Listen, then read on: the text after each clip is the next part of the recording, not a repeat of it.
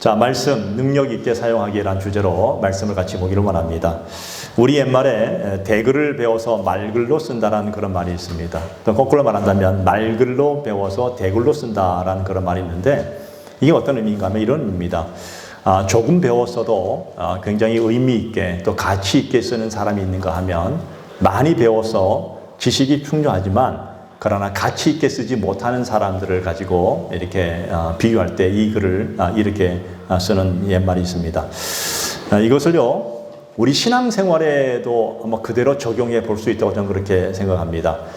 우리는 하나님의 말씀은 능력이 있다고 그렇게 분명히 믿습니다. 믿으십니까? 아멘. 말씀은 능력이 있다. 그렇게 우리는 듣고 또 그렇게 우리는 배우고 또 그렇게 알고 있습니다. 그런데 막상 우리의 삶 속에서 이 말씀이 능력이 되느냐? 이건 또 다른 문제가 되더라고요, 보니까. 분명히 말씀은 능력이라면 있는데 내 삶에서 그 말씀이 작동하지 않을 때 어쩌면 심지어는 되게 무능해 보이기도 하고, 그래서 너무 정말 초라해 보이는 우리의 모습들을 발견할 때 진짜 말씀이 능력이 되는 것인가에 대해서 의구심을 갖기도 합니다. 분명 성경에 뭐라 말합니까? 히브리서 4장 12절에 보면 이렇게 말씀하고 계시죠. 하나님의 말씀은 살아있고 활력이 있어 좌우의 날선 어떤 검보다도 예리하며, 예? 그리고 우리의 혼과 영과 간절과 골수를 찔러 쪼개기까지 하며 우리의 생각과 또 우리의 뜻을 판단하나니, 이렇게 말씀하고 있지 않습니까? 말씀은 능력이 있다, 활력이 있다. 말씀은 좌우의 날선 어떤 검보다도 예리하다. 우리의 혼과 영과 간절과 골수를 찔러 쪼갤 수 있는 그런 능력의 말씀이라고 분명히 믿고 있는데, 뭐가 문제일까요, 여러분? 말씀 자체에 문제가 있는 것은 아니더라고요. 말씀은 진리이고 말씀은 곧 하나님이십니다. 그래서 말씀 자체는 아무런 문제가 없는데 말씀을 받아들이는 우리들에게 그런 문제가 있다는 것입니다. 말씀을 받는 우리에게, 여러분, 아무리 좋은 제품이 있다 할지라도 이 좋은 제품을 잘 활용하고 잘 숙지하고 잘 쓰는 사람이 있는가 하면, 아무리 좋은 제품이 있어도 그 제품을 쓰지 못하는 사람에게는 이 제품 별 소용이 없는, 어떻게 말하면 그림의 떡 같은 모습일 수도 있습니다. 요즘 우리 이 스마트폰이 계속 바뀌더라고요. 뭐 매년마다 바뀌는데 저는요, 이 스마트폰의 기능을 다 알지 못해요. 그냥 전화하고 문자 보내고 유튜브 보는 거 외에는 사실 그렇게 많이 안 쓰는데, 요즘 젊은 친구들은 이 스마트폰으로 다 하더라고 보니까요. 그러니까 어떤 사람에게는 아주 유능하게 쓰이는가 하면 어떤 사람은 그냥 단순한 그 이상은 가치를 못 느끼는 것을 보게 되는데, 뭐가 문제일까? 아무리 강력한 것이 있다 할지라도 이 쓰는 사람에 따라서 달라질 수 있다는 것입니다. 예. 우리 성도도 마찬가지예요. 예를 들어 성경은 뭐라 말합니까? 너희는 세상에 있는 이 썩어질 이 세상의 영광을 추구하기보다는 영원한 하나님의 나라의 영광을 더 추구하고 살아야 된다라고 성경은 그렇게 말씀하고 있는데, 어떻습니까? 우리는 세상에 있는 것에 마음을 두고 살고는 있지만, 그러나 우리의 모든 우선순위는 하나님의 나라, 영원한 나라를 마음에 두고 살아야 되는 것이 우리의 당연한 우선순위인데, 오늘 그렇게 살지 못할 때 어떻게 될까요? 이 말씀이 들려올 때 어떤 사람에게는 굉장히 비중있게 들립니다. 그래서 어떤 사람은 정말 이 땅에 살고 있지만 내가 이 땅에 살고 있는 모든 것은 영원한 하나님의 나라를 바라보는 그런 초점을 두고 사는 사람. 근데 어떤 사람은 그렇지 못할 때가 있다는 것을 보게 되죠. 왜 그럴까요? 왜 영원한 것을 바라보지 못할까요? 지금 당장 눈앞에 보이는 것이 더 먼저입니다. 눈앞에 보이는 세상의 영광과 세상의 이익이 더 크기 때문에 하나님의 말씀이 항상 어떤 순간만 되어지면 후순위로 밀려나는 겁니다. 그것을 우리는 자주 경험하다 보면 어느 순간 말씀이 능력이 아니라 말씀은 그냥 말씀 자체, 그 이상 그 이하도 아닌 그런 모습을 우리는 경험하게 되죠. 말씀이 능력이라 하는데 왜 능력으로 드러나지 않는 것인가? 오늘 저는 이 시간에 저와 여러분들이 그것이 무엇인지를 좀 파악해보고, 정말 이 하나님의 말씀이 오늘 여러분의 삶에서, 여러분의 인생 속에서 정말 구체적으로 능력으로 드러나기를 축복을 드립니다. 어떻게 살아야 될 것인가? 먼저 말씀이 능력 있게 사용되어지기 위해서 가장 중요한 것 먼저 하나, 오늘 성경 본문을 중심으로 본다면 낙심이란 장애물을 걷어내야 됩니다. 자, 본문 1절을 보십시오. 국률하심을 입은 대로 뭐 한다고요? 낙심하지 아니하고. 강조점이 어디 있어요? 낙심하지 말라는 거예요. 그 다음 본문 8절에 보게 되면 우리가 사방으로 우겨쌈을 당하여도 쌓이지 아니하고 답답한 일을 당하여도 뭐 한다고요? 낙심하지 아니하며. 우리 인생이 그렇다는 겁니다. 우리 인생이 살다 보면 사방으로 우겨쌈을 당하여서 더 이상 눈에 보이는 것이 없을 정도로 정말 답답하고 그런 상황 속에서 낙심할 수밖에 없는 그런 상황 속에서도 뭐라 합니까? 낙심하지 아니하며. 오늘 본문을 지나서 16절에 보게 되면 또 뭐라 나옵니까? 그러므로 우리가 낙심하지 아니하노니. 그러니까 오늘 이 본문이 속해 있는 이 고린도후서 4장에 보면요, 낙심하지 말며라는 단어가 3번이나 계속해서 반복해서 나오더라고요. 이거는 굉장히 중요하다는 거예요. 또 다른 의미로 말한다면 오늘 이 땅을 사는 저와 여러분 속에 낙심할 일들이 굉장히 많이 있다는 겁니다. 그래서 이미 하나님이 아시고 오늘 저와 여러분들에게 말씀하시죠. 낙심하지 아니하며. 이 낙심이란 단어를 헬러 원어 그대로 보니까 헬러어로 엔카코멘이라는 그런 뜻이 있더라고요. 그래서 낙심하다 할 때 이 뜻이 뭔가 하면 지치다, 지친다 뜻이 있습니다. 또 실증나다, 짜증난다. 그래서 낙심이 무엇인가를 한번 살펴보면요, 내 생각대로 되지 않아서 지쳐버리는 거예요. 짜증이 나는 거예요. 그러니까 하나님께 소망을 두고 있던 것이 다 거두어지면서 소망을 중단시켜 버리는 거예요. 그래서 낙심이 뭐냐? 정확하게 성경적으로 본다면 하나님께 대한 소망을 중단하는 것. 무엇을 중단한다고요? 소망하기를 중단하는 거예요. 하나님에 대한 소망이 중단되어지니까 하나님을 향해서 사는 우리의 움직임도 중단되어지고 역사하기도 중단되어지고 헌신도 중단되어지고 예배도 중단되어지고 기도도 중단되어지고 다 막혀버리는 거예요. 그래서 낙심이 무서운 거예요. 진짜 낙심이란 단어에 빠져버리면 어떤 사람은요, 밥도 못 먹어요. 좀 피골이 상접해질 정도로 밥도 못 먹고 꼼짝도 못 합니다. 꼼짝도 못 한다는 얘기는 지쳐서 아무것도 못 한다는 뜻이에요. 요즘 우리 젊은이들 보시죠. 젊은 사람들. 우리 소연이가 제일 어린 아이인데, 저 우리 명연이도 있구나. 근데 명연이를 보세요. 명연이는요, 초등학교 1학년밖에 안 돼. 애가요, 가만히 있지를 못해요. 젊다는 거예요. 활력이 넘친다는 거예요.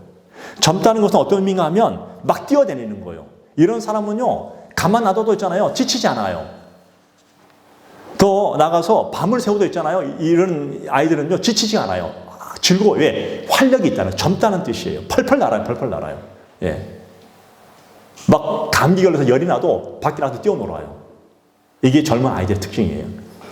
피가 모자라지 않아요. 밥만 먹어도 피가 막 생겨요. 피가 뽑아도 마찬가지입니다. 뽑아도 또 생겨요. 그러니까 왕성하다는 뜻이에요. 젊다는 것은. 그런데요, 이 마귀가 이 강력하게 쓰는 이 낙심이라는 화살을 우리 성도들에게 막 쏘아버리면요, 모든 것이 다 스탑돼 버려요. 그렇게 왕성하게 살고 싶고 그렇게 막 이렇게 움직이던 나가 어느 순간 딱 스탑이 돼 버려요. 여러분 갈라디아서 6장 9절 말씀 보면 우리 이렇게 말하고 있지 않습니까? 우리가 선을 행하되 뭐 한다고요? 낙심하지 말지니 포기하지 아니하면 때가 이름에 거두리라. 낙심이 무엇을 하게 만든다고요? 중단하게 만든다는 거예요. 그래서 피곤해지지 말라는 거예요. 때가 이르면 거두기 때문에 절대 너희는 중단하지 말라는 겁니다. 근데 묘한 것은 이 죄 짓는 데는요, 이게 움직여요. 낙심이라는 곳에다가. 이상해요. 여러분 이스라엘 백성을 볼까요? 이스라엘 백성들이 출애굽을 한 이후에 그들 마음이 어떤 마음이 생겼냐면 낙심이 되었어요. 마실 물도 없고 어떤 데는 먹을 것도 별로 없고 춥기도 하고 막 낙심이 되어지니까 하나님이 다 채워주셨어요. 홍해도 가르시고 낮에는 구름 기둥과 밤에는 불 기둥으로 만나를 주시고 메추라기를 주시고 마실 물도 주셨는데 또 어느 순간 조금만 좀 뭔가 힘들면 그들이 불평합니다. 낙심하니까 뭐 만들어요? 우상 만들지 않습니까? 군부채 모아가지고 우상 만들고 그리고 원망하고 불평하고 막 비방하고 그래서 다 망한 거예요. 그들은. 네. 예수님의 제자들 볼까요? 예수님의 제자들은 예수님이 로마를 정복하고 왕이 될 줄 알았는데 그들의 생각과 너무나 다른 예수님이 십자가에 달려 죽는다고 계속 말하니까 진짜 안 가있다 진짜 달리신 바람에 다 낙심해 버렸어요. 뿔뿔이 흩어져 도망가 버렸습니다. 예. 오합지졸 버렸습니다. 그 예수님과 함께 다닐 3년의 공생의 기간 동안은요, 모든 사람이 예수님을 추앙할 때 예수님의 제자들 또한 함께 우쭐해져 가지고 와 우리도 뭔가 되는가 보다. 예수님이 기적을 베푸시고 이적을 베푸시고 죽은 자를 살리시고 병든 자를 고치시고 바다를 잔잔케 하시는 그 모습 보면서 진짜 우리는 뭔가 있는가 보다. 근데 예수님이 십자가에 딱 달리는 순간 다 낙심되어서 다 흩어져 버렸습니다. 여러분 열왕기상 19장을 보게 되면 엘리야 선지자가 나옵니다. 엘리야 선지자가요, 낙심이 되어지니까 어떤 일이 벌어집니까? 로덴나무 밑에서 지쳐 쓰러져가지고 하나님 죽여주십시오. 못하겠습니다. 완전히 지쳐버린 거예요. 바로 그 직전에 뭐가 있었습니까? 갈멜산 정상에서 850명의 이방 선지자와 영적 싸움에서 이겼잖아요. 그들을 다 죽여버리고 하나님의 위대하심을 드러내고 그 악한 아합 왕과 이세벨 왕비에게 하나님의 상의심을 드러냈던 그가 그날 밤에 이세벨이 사자를 보내서 내가 너를 이마한테 죽이겠다 하니까 그만 거기에 낙심이 돼서 도망가서 로덴나무 밑에 쓰러져가지고 주님 지쳤습니다. 저를 죽여주세요. 그 위대한 선지자, 그 대단한 선지자가 굉장히 무능한 모습으로 그가 쓰러지는 모습을 우리에게 보여주고 있습니다. 왜 우리가 이렇게 힘들게 어렵게 살아가는 세상 속에서 낙심이라는 단어를 통해서 우리는 쓰러질까? 그토록 위대해 보이는 사람들도, 그토록 믿음이 좋아 보이는 사람들도, 그토록 정말 자기 인생에 정말 강력한 믿음을 가지고 사는 사람들도 때로는 쓰러지고 있다는 것입니다. 왜? 낙심이란 이 화살을 마귀가 끊임없이 쏘아놓기 때문에 그래요. 우리의 복음에 대해서 왜 이렇게 힘이 없어지는가 하면 마귀가 우리의 인생 속에서 끊임없는 우리의 마음에 화살을 쏘아대니까 우리는 교회에 대해서 실망하기도 하고 우리 가정에 실망하기도 하고 남편과 아내에 실망하기도 하고 때로는 우리 사업장에 직장에 실망하기도 하고 모든 것이 다 부정적으로 보이는 겁니다. 그러면서 어느 순간 이상한 소리가 들리는 거예요. 그러니까 내가 무슨 힘이 있다고 말이야. 난 아무것도 못해. 난 이제 지쳤어. 난 스톱이야. 난 하기 싫어. 이게 낙심이에요. 마귀가 오늘 우리들에게 그런 마음을 끊임없이 쏟아놓고 있다는 것입니다. 기도 안 하게 만들고. 그렇지 않습니까? 성경 봐야 돼. 성경 보기 싫어져. 어느 순간부터. 잘 모르겠어요. 기도하라니까 기도는 하긴 하는데 맹숭맹숭해서 기도하기 싫어서 그냥 올 수업이 되어버리는 겁니다. 여러분 그렇더라고요. 이런 한번 근심에 쌓이고 낙심에 쌓이면요 남이 잘 되는 것만 잘 보여요. 또 이상하게 또 비교가 되는 거예요. 너무 비교되니까 나는 너무 힘들어 보이고 저 사람은 잘 되는 것 같은데 나는 너무너무 힘든 거예요. 나는 정말 그렇게 살기 싫은데 그 은혜로운 소리가 들리는 것이 아니라 은혜롭지 못한 소리만 들리는 거예요. 어느 날 교회를 왔어요. 예배드리게 왔는데 예배에 와보니까 평상시에는 아무런 소리를 들어도 괜찮았는데 그날따라 너 왜 그렇게 나이 들어 보이냐? 이 말 한마디에 삐져가지고 마음 상처받아가지고 어떤 사람은 교회도 안 나온 사람 본 적이 있었어요. 저는요. 진짜 그렇다니까요. 사람이라는 게 그래요. 사람은 정말 낙심이 빠지면요 모든 소리가 다 자기를 향한 소리로 들리는데 이게 좋게 안 들려요. 다 부정적으로 들린다는 겁니다. 심지어는요, 오늘은 정말 있어 보이고 뭔가 사람이 참 은혜롭게 보이네. 그 말도 듣기 싫은 거예요. 내가 정말 힘들어 죽겠는데 뭐 그렇게 은혜롭게 보이겠냐. 또 그 거꾸로 너무 얼굴 안 돼 보인다. 또 그 말도 듣기 싫은 거예요. 이게 다 싫은 거예요. 쉽게 말하면. 네. 이게 마귀가 오늘 우리 성도들의 마음속에 끊임없이 쏟아붓는 화살입니다. 그래서 우리가 말씀하죠. 성경은 우리에게 답을 제시합니다. 그럼 어떻게 하면 이 낙심이란 이 장애물에서 우리가 벗어날 수 있을 것인가? 딱 한마디입니다. 기도하라는 것입니다. 네. 오늘 누가복음 18장 1절을 보게 되면 예수님께서 이렇게 말씀하십니다. 그들에게 항상 기도하고 낙심하지 말아야 할 것을 비유로 말씀하시면서 쭉 말씀하시는데 낙심하지 않기 때문에 무엇을 해야 된다고요? 기도하라는 거예요. 주님께 기도하라는 겁니다. 낙심할 수 있는 길이 아니라 낙심을 이길 수 있는 유일한 길이 뭐냐? 기도하는 것입니다. 쉽게 말하면 왜 너가 지금 낙심하고 있느냐? 기도를 포기했다는 겁니다. 아니면 기도를 하지 않는 것인가? 네. 저는 이렇게 생각해요. 우리가 오늘 하나님 앞에 기도한다는 그 뜻이 무슨 뜻인가 하면 이게 왜 중요한가 하면 기도 시간은 오직 하나님께만 집중할 수 있는 시간입니다. 오직 예수 그리스도와 나와의 소중한 만남이에요. 이 만남은 오직 주님께만 시선을 집중하고 주님만 바라볼 수 있기 때문에 다른 모든 근심과 걱정이 다 사라집니다. 그분이 내게 근심을 주시는 분이 아니라 뭘 주신다고요? 평강을 주십니다. 담대함을 주십니다. 기쁨을 주십니다. 그래서 이 만남이 중요한 거예요. 여러분도 세상에 나가가지고 사람들을 만나보시죠. 내가 원하는 사람을 만났습니다. 어떤 사람과 만나서 하다 보면 그 사람 만나면 너무 좋아. 너무 좋아. 처음은 좋아. 근데 가면 갈수록 좋아지느냐? 그러면 너무 좋겠지만 가면 갈수록 그 사람에 대한 신비함이 사라지면 재미가 없어. 다 거기서 거기에. 사람은 다 거기서 거기에요. 근데 하나님은 그렇지 않아요. 하나님은 만나면 만날수록 거기서 거기가 아니라 가면 갈수록 더 풍성해지고, 우리를 너무나 잘하신 하나님이, 우리의 중심까지 하신 하나님이 정말 하나님을 만나면할수록 신비함과 그 평안함과 위대함과 담대함과 용기가 우리 안에서 생겨나기 시작한다는 것입니다. 그게 바로 기도예요. 어쩌면 여러분 이렇게 한번 생각해 보세요. 흐린 날씨 생각해 보세요. 한 며칠 동안 약간 흐린 날씨가 있었더라고요. 근데 흐린 날씨가 되면요, 마음도 꿀꿀해져요. 맞습니까? 왜 이제 날씨가 꿀꿀하면요, 마음도 꿀꿀해지면 이게 굉장히 그냥 모든 게 그냥 다운되어 버려요. 그런데 갑자기 햇빛이 쫙 비치면요, 마음도 막 어떻게 돼요? 활기가 넘쳐나요. 그래서요, 이따금씩 저기 남미 가면 뭐 이렇게 사람들 보면 햇빛이 짱짱한 사람들 보면요, 굉장히 즐거워요. 스페인 사람들 얼마나 흉기 건지 아십니까? 여러분 이태리 가보십시오. 이태리 가보면 이 사람들은요, 굉장히 다 쾌활해요. 햇빛이 짱짱한 나라예요. 독일? 자, 민족성 폄하하는 거 아니에요. 독일은 비가 많이 온 나라는 사람들은 약간 더 엄숙하고 근엄한 것만 가지고 우울해 보여요. 이거 왜 저기 한번 볼까요? 우리에게 그 햇빛이 뭡니까? 영혼의 햇빛이 비쳐야 된다는 거예요. 우리에게 영혼의 햇빛은 누굴까요? 예수님이십니다. 그 영혼의 햇빛이 되신 예수님이 우리 안에 깃들기 시작하면 어떻게 됩니까? 우리 안에 하고자 하는 마음들이 생기기 시작해요. 아, 기도해야겠구나. 근데 기도하지 않으면 마음에 뭐가 생겨요? 곰팡이 펴요. 저도요, 우리 지하 보십시오. 우리 지하 보면 이 지하에 햇빛이 비치 안 비쳐요?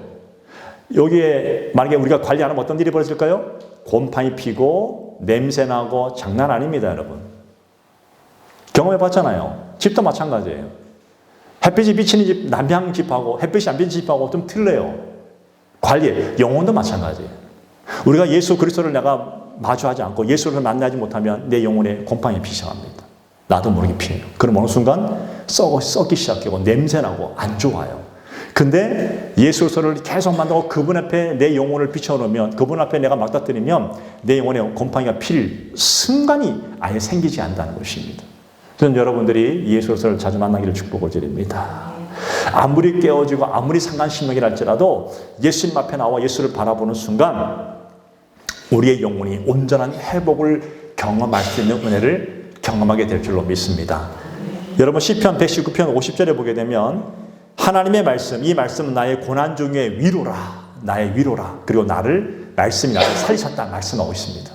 하나님의 말씀이 나를 위로하시고 하나님의 말씀이 나를 살려주는 말씀이에요. 시편 42편 5절에 보니까 내 영혼아 내가 어찌하여 낙심하여 어찌하여 내 속에 불안해하는가. 너는 하나님께 소망을 두라.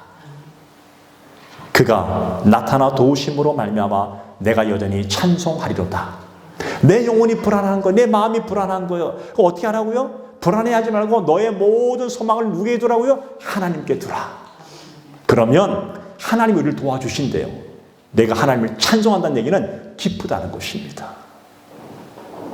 예레미야 3장 19절 이하에 쭉 보게 되면 그 내 고초와 재난과 쑥과 단즙을 기억하도 너무 고통스러웠다는 겁니다. 너무 고통스러웠는데 그것 때문에 너무 낙심이 되어졌는데 예레미야가 이렇게 고백합니다. 여호와의 인자와 긍휼이 무궁하심으로 우리가 진멸되지 아니합니다. 하나님의 긍휼하심을 바라보니까 내가 진멸되지 않고 내가 살아갈 수 있음을 나는 알겠습니다. 고백하고 있습니다.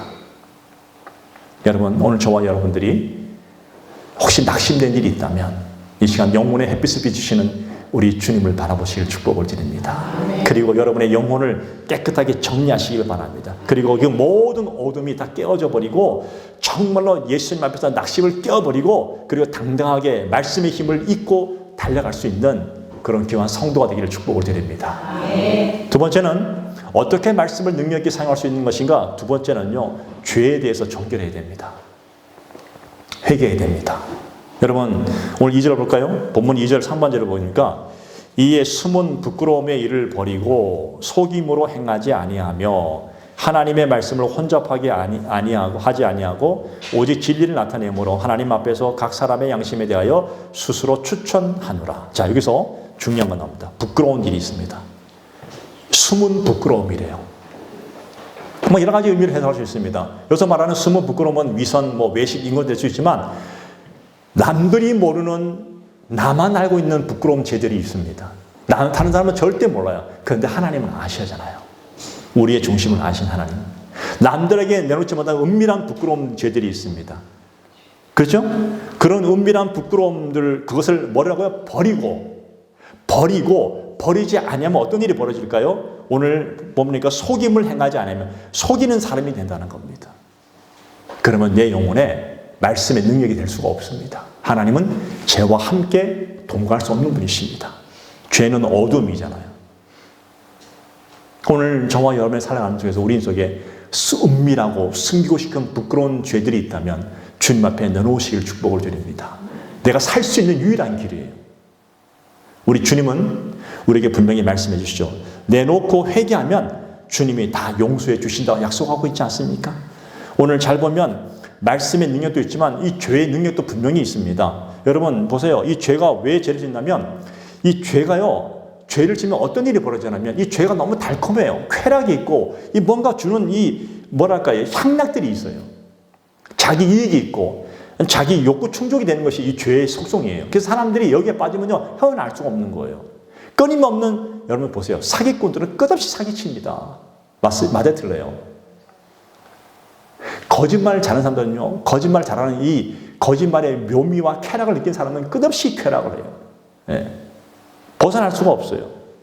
이게 이따 없이 보이스피싱 한번 당한 사람들 들어보세요. 얼마나 고통스럽습니까? 보이스피싱도요. 예전에는 우리 국민이 아니까 잘 안 당하지. 이 보이스피싱들이 뭐냐? 사람 사기치는 거 아닙니까? 속여서 돈 뺏는 거 아닙니까?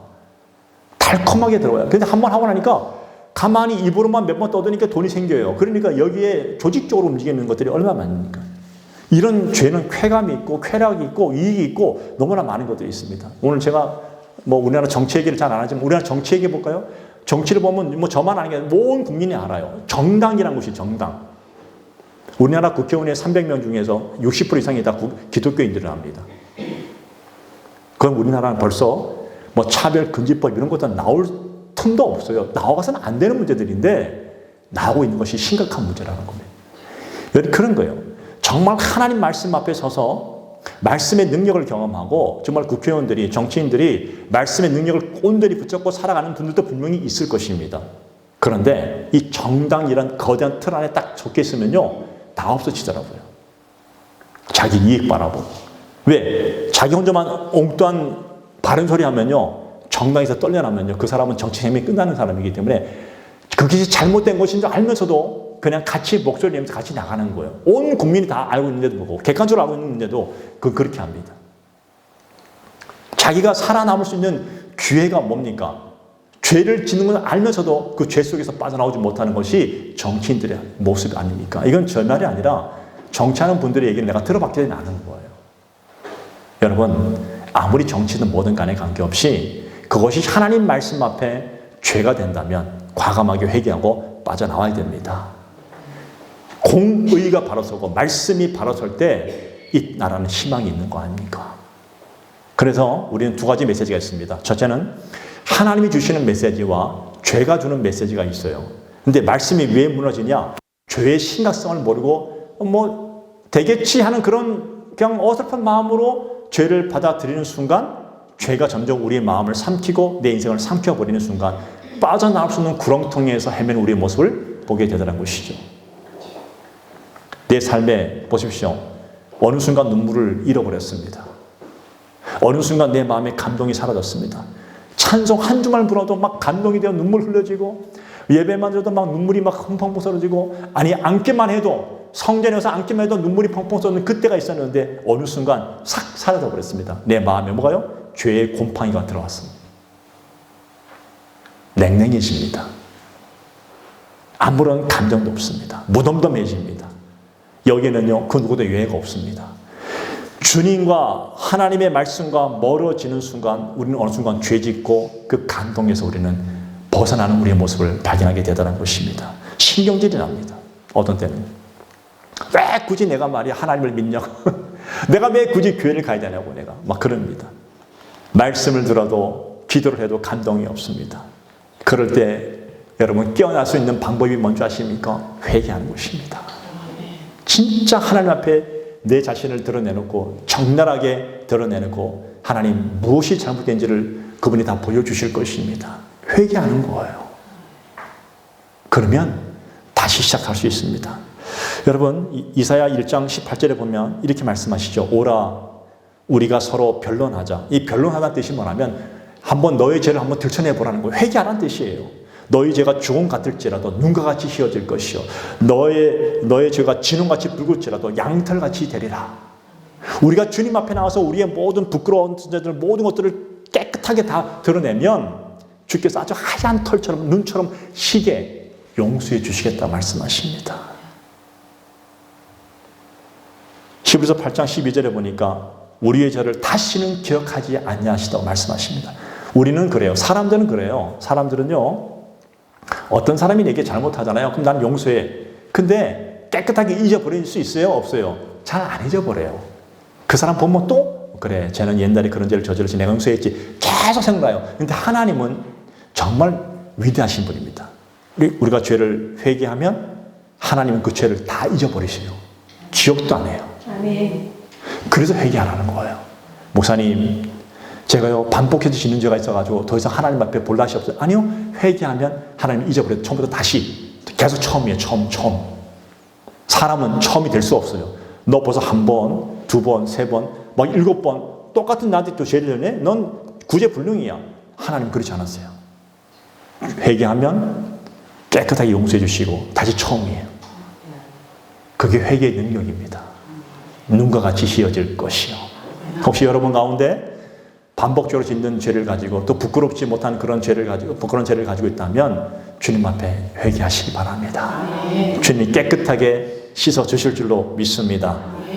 말씀으로 회개하면 얼굴이 달라져요. 여러분, 내면에 기쁨이 있는 사람은요, 얼굴도 드러나지 않습니까? 저는요, 여러분의 얼굴이 늘 찌푸린 얼굴이 아니라, 뭐 낙심하는 얼굴이 아니라, 원망의 얼굴이 아니라, 포크페이스 있잖아요. 아무런 알 수 없는 얼굴이 아니라 그 얼굴이 덕이 있는 얼굴 되기를 축복을 드립니다.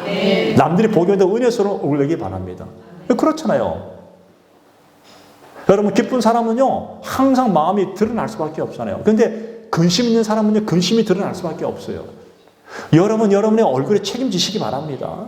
하나님이 여러분의 인생을 구원해 주셨고 여러분을 인도하신다면, 여러분이 주님 앞에서 죄를 회개했다면 여러분의 인생 속에 정말 예수 그리스도의 얼굴, 천사의 얼굴처럼 빛나는 얼굴 될 줄 믿습니다. 그런 얼굴 되기를 축복을 드립니다. 저는 그래요. 저는 옛날에 안 그런 줄 알았다니까. 제가 마음의 감정이 동하면요 얼굴이 확 드러나더라고요. 다 그래, 누구나 똑같아요. 예. 도대체 저 사람은 속을 알 수 없어? 그게 좋은 얘기 절대 아니에요, 여러분. 안 좋은 얘기예요. 저 사람은 속을 알 수 없다는 얘기는 그 사람의 감정을 드러내는 얘기가 차단시켜 완전히 콘크리트처럼 막아버린 거예요. 속을 알 수 있어야 되는 거예요. 특별히 사람 앞이 아니라 하나님 앞에서 속을 드러내야 됩니다, 여러분. 전 저와 여러분들이 따라합시다. 천사의 얼굴 되기를 바랍니다. 할렐루야. 네. 세 번째, 말씀 능력으로 사용하기 위해서는요, 따라합시다. 매일매일 선포하자. 말씀 선포하는 거예요. 말씀은 위대합니다. 오늘 본문 3절에 보니까 만일 우리의 복음이 가리었으면 망하는 자들에게 가리어진 것이라. 악한 마귀가 역사하기 때문에 말씀이 능력을 발휘하지 못하는 거예요. 4절에 보니까 마음을 가리고 혼미케 만든대요. 마귀가 우리의 마음을 가리면 어떤 일이 벌어지냐면 중요한 것을 듣지 못하고 중요하지 않은 것에 관심 갖게 만든다니까요. 그러니까 꼭 중요한 하나님의 핵심적인 말씀을 들어내는데 그런 말씀은 다 잊어버리고 전혀 필요 없는 말씀을 붙들고 거기에 엉뚱한 것에 헤매는 우리의 모습을 보게 되더라는 것입니다. 그런 사람이 있잖아요. 밤낮 엉뚱한 생각만 하는 사람이 있잖아요. 예. 중요한 것은 다 잊어버렸어요. 그래서 말을 해도 꼭 있잖아요. 시험 들게 말하는 사람들이 있어요. 중요한 거 아니잖아요. 그런데 그런 사람들이 있다는 겁니다. 여러분, 말씀의 핵심과 관계없는 인생이 아니라 말씀과 관계 있는 인생을 살기 위해서는요, 어둠의 영, 혼미케 하는 영, 그런 것들을 어떻게 한다고요? 선포하고 물리쳐야 됩니다. 어떻게 이 어둠의 영을 물리칠 것인가? 자, 본문 6절 7절입니다. 이렇게 말씀하시죠. 어두운 데 빛이 비치라 말씀하셨던 그 하나님께서 예수 그리스도의 얼굴에 있는 하나님의 영광을 아는 빛을 우리 마음에 비추셨느니라. 우리가 이 보배를 질그릇에 가졌으니 이는 심히 큰 능력은 어디에 있어요? 하나님께 있고 우리에게 있지 아니함을 알게 하려 함이라. 이 말씀을 믿습니까?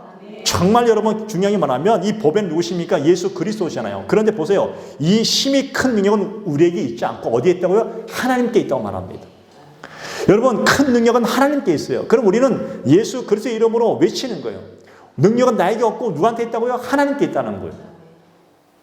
하나님은 말씀이세요. 말씀은 예수 그리스도시에요. 능력이라는 겁니다. 여러분 시편 119편 105절에 보니까 주의 말씀은 내 발의 등이요 내 길에 뭐하냐고요? 빛이니이다.